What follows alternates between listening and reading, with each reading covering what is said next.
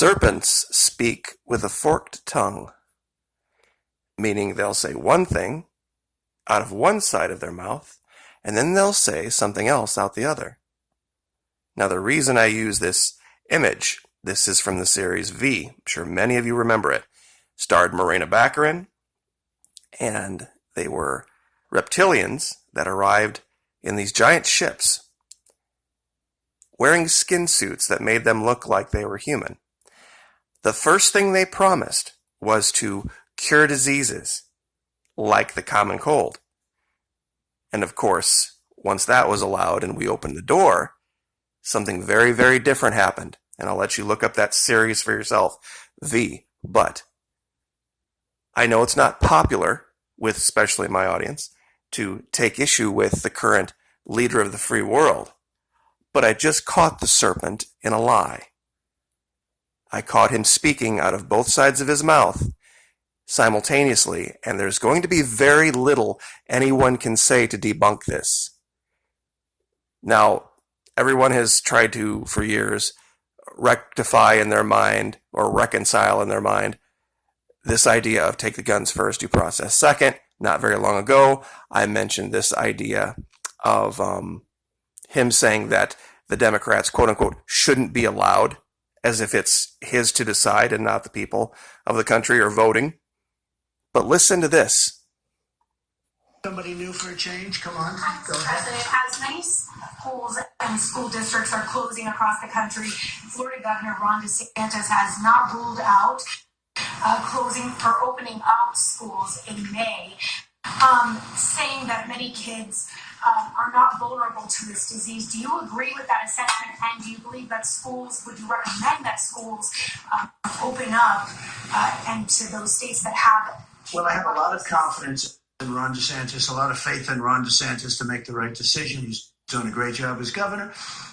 Ron DeSantis, I had read where he's thinking about opening up the schools earlier than the date, the end of the month. I'd have to look at the numbers. But again, I like to allow governors to make decisions without overruling them. Because from a constitutional standpoint, that's the way it should be done. If I disagreed, I would overrule a governor.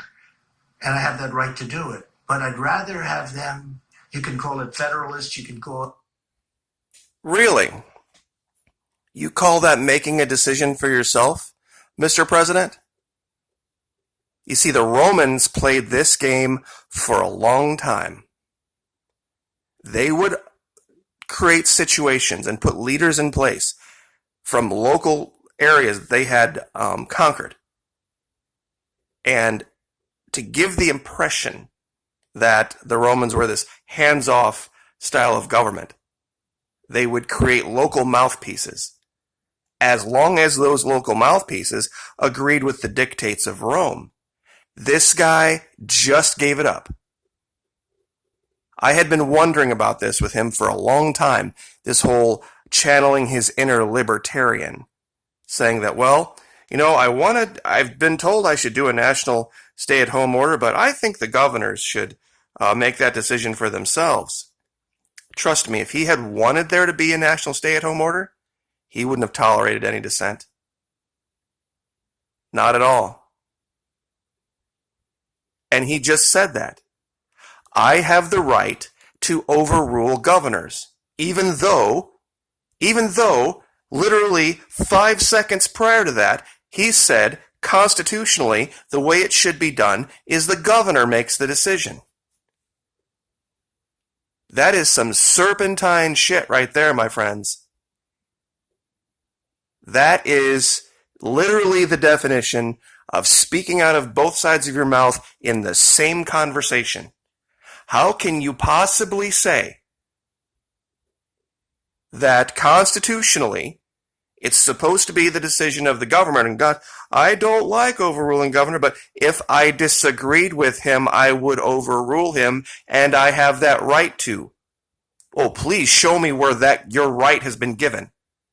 Please show me, Mr. President, where you have been given the right to tell any state governor when he should or when he should not open or close the schools of the state. That's not a federal function. We don't have a national school system. Florida has some of the best schools in the entire nation. This right here should be the last piece of evidence you need. Take the guns first, due process second. The Democrats shouldn't be, quote unquote, allowed to win, unquote.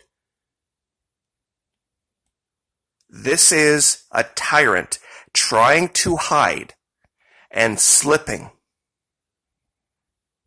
He has slipped 3 times now.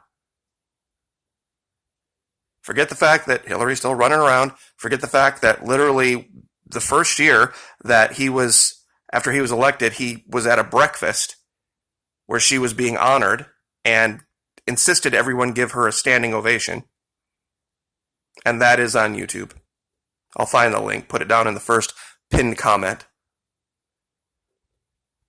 Busted. And I'm sorry if you got fooled by the guy.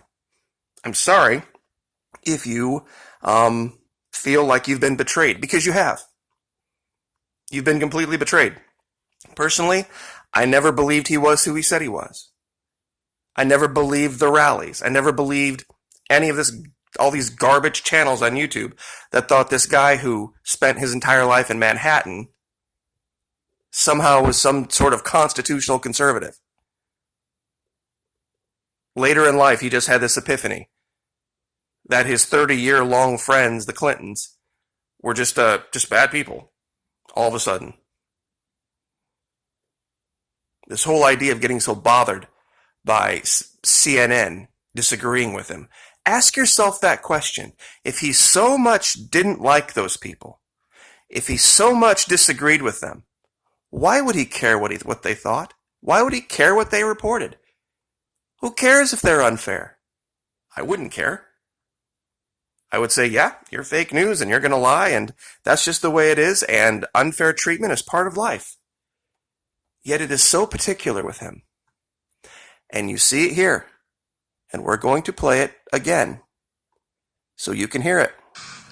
Ron DeSantis, I had read where he's thinking about opening up the schools earlier than the date, the end of the month. I'd have to look at the numbers. But again, I like to allow governors to make decisions without overruling them. Because from a constitutional standpoint, that's the way it should be done. That's one side of your mouth. Now open the other side of your mouth. If I disagreed, I would overrule a governor. And I have that right to do it. But I'd rather have them, you can call it federalist, you can call it... I'd rather have them agree with me all the time. And if they don't agree with me, I will be forced, unfortunately, to drop the tyrannical hammer on their head. I don't want to do that because if they just agree with me, it makes me look like I'm giving them power. It makes me look like I really do honor states' rights when they agree with me, but they make the announcement. Now, on another subject just as important. This is Groundhog Day with Ebola. Remember when we reported with Ebola that for some strange reason, people were getting it a second time? One of the things that they did in Africa is if somebody got Ebola and survived it, it was almost a coup in the person's life, not so much for the fact because they were still alive, but the health authorities would come to them and say, hey, would you like this really great job? A really good paying job, which in Africa is rare. We need you to come work in these facilities treating Ebola patients because you can't be infected again. You're immune now. And these people would go and they would have these jobs and it was great. And, they would tell the stories about, I got this and I beat it and you can too. Well, guess what? Coronavirus patients in South Korea are getting it again. This is more evidence that there are 2 diseases floating around out there. There is mild disease A, and then there is kill you dead in 2 weeks disease B. that they're calling both coronavirus. South Korean officials on Friday reported 91 patients thought cleared of the new coronavirus had tested positive again. Now wait until you hear this part. This is even more frightening. Director of the Korea Centers for Disease Control and Prevention told a briefing that the virus may have been, quote unquote, reactivated rather than patients being reinfected. Remember the story with Ebola, how it could hide in places in your body, like the testicles, like the eyeball, and other different places that didn't have access to the bloodstream. The prospect of people being reinfected with the virus is of international concern, as many countries are hoping that infected populations will develop sufficient immunity to prevent a resurgence of the pandemic. They have 7,000 recovered, but yet now 91 is just the beginning.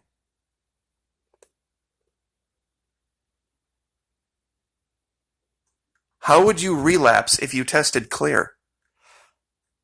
How could you possibly relapse if you've beaten it and you have antibodies? That shouldn't be possible, based on what they're telling us. Something ain't right. Something is missing. We are not getting all of the information. And I'm really, really wondering now if there's something about this that is tied to what happened in Africa last year. Because there are so many things now that are common between that quote-unquote Ebola outbreak in Africa and this. Their recommendations, the virulence, the snow fencing, the social distancing, and now we've got relapses. Seriously, it's like Groundhog Day. You can go to the Florida Maquis channel. And go to playlists, go to Ebola pandemic, and go look at those videos where we were talking about what was going on in Africa. And literally everything they're saying, if you just take out the word Ebola and put in coronavirus, it's the exact same thing. It even presented like the common cold. I'll just leave it there. Like, share, subscribe.